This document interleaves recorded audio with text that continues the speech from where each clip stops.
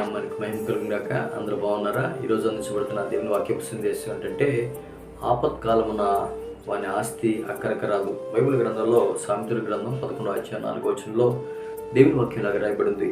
ఉగ్రత దినమందు ఆస్తి అక్కరకు రాదు, నీతి మరణం నుండి రక్షించును. ఉగ్రత దినమందు మనందరం భూలోకంలో చాలామంది ఆస్తిపాస్తులు సంపాదించాలి, ఆస్తిని కూడగట్టుకోవాలి, ఈ భూలోకంలోనే ఫలించాలి, వ్యాపారాలు దీవించబడాలి, చేతులు కొన్ని దీవించబడాలి, మంచి మంచి ఉద్యోగాలు రావాలి, ఉద్యోగంలో ప్రతిఫలం పొందాలి, కష్టార్జితం ఆశీర్వదించబడాలి, అంత మంచిదే. కానీ మన మనసు ఎప్పుడు కూడా ప్రభువు నమ్ముకున్నాక ప్రభువు మీదనే ఉండాలి. ఎంత ఆస్తి పెరిగినా, ఎన్ని స్థితిగతులు మారినా, వాతావరణం అంతా కూడా మన అనుకూలంగా ఉన్నా అవన్నీ ఇచ్చిన దేవుడికి మనం కోట్ల కొలది కృతజ్ఞతాస్తుతులు చెల్లిస్తూ నమ్మకంగా మనం ముందుకు వెళ్ళాలి. ఎందుకంటే ఆపత్కాలమున మన ఆస్తి వానికి అక్కడికి రాదు. చూడండి, ఆపదలో ఉన్నప్పుడు చూడండి, భూలోకం అంతా కూడా సముద్రం పొంగుతుంది, అయితే తుఫాను వచ్చింది, అయితే భూకంపాలు వచ్చినాయి.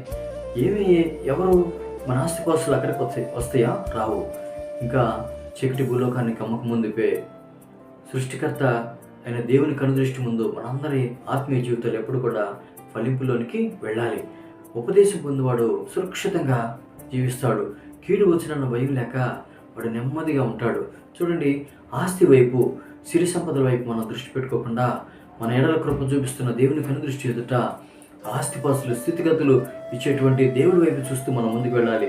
మంచి తల్లిదండ్రులు వారి పిల్లల కోసం మంచి ఆస్తిని కూడా సంపాదించాలని లేఖన గ్రంథం సెలవుస్తుంది. అంతేకాదు, ఆస్తిని సమకూర్చడం, ఆస్తి ఐశ్వర్యం ఇవ్వటం దేవుడి యొక్క ప్రేమలో ఉంది కాబట్టి వాటి వైపు మనం దృష్టి పెట్టక సమస్తాన్ని ఇచ్చేటువంటి దేవుడి వైపు చూస్తూ ముందుకెళ్దాం. ఎందుకంటే మన ఆపదలో ఉన్నప్పుడు మనం ఉగ్రత దినమందు మన ఆస్తి మనకి అక్కడకు రాదు. అందుకనే నీతి మరణం నుండి మనల్ని ఏం చేస్తుందంటే రక్షిస్తుంది. నీతి అంటే ఆయన విశ్వాసం.